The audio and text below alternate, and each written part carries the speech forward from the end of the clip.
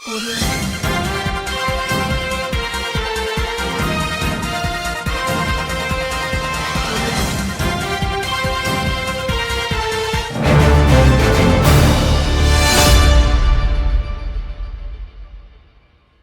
ప్రభుత్వాలు చెప్పినటువంటి హామీలు 10 సంవత్సరాలైనా చేయలేకపోయారు.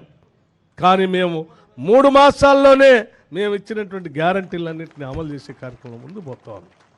కోట్ల మంది జీరో టికెట్ల మహిళల ప్రయాణం జరుగుతున్నా, లేకపోతే 10 లక్షల పైబడి ఆరోగ్యశ్రీకి సంబంధించినటువంటి ఉపయోగపడేటట్టుగా మేము అనౌన్స్ చేసినటువంటి ఆరోగ్యశ్రీ పథకం 10 లక్షలు కానీ, లేకపోతే 500 రూపాయలకే గ్యాస్ సిలిండర్లు ఇచ్చేటువంటి కార్యక్రమం కానీ, 200 యూనిట్ల వరకు ఉచితంగా అర్హత కలిగినటువంటి తెల్ల రేషన్ కార్డు లబ్ధిదారులందరికీ 200 యూనిట్ల వరకు ఉచితంగా కరెంట్ ఇచ్చేటువంటి కార్యక్రమం కానీ, నిన్నటికి నిన్న ఈ రాష్ట్రంలో పేద ఇంటి తల్లులు ఇంటి కళ నెరవేర్చడం కోసం మేము లాంఛనంగా శ్రీ సీతారామచంద్ర భద్రాచలం స్వామివారి సన్నిధిలో పేదవాళ్ళందరికీ ఇల్లు ఉండాలనే ఆలోచనతో నిన్న మేము లాంచ్ చేసినటువంటి ఇందిరమ్మ ఇంటి కళని నిజం చేస్తూ నిన్న మేము ప్రకటించినటువంటి విధానం కానీ, ఇవన్నీ కూడా మాకున్నటువంటి చిత్తశుద్ధిని, సంకల్పాన్ని రాష్ట్ర ప్రజలకి సంపదను పంచే కార్యక్రమంలో చాలా స్పష్టంగా ఉన్నాం.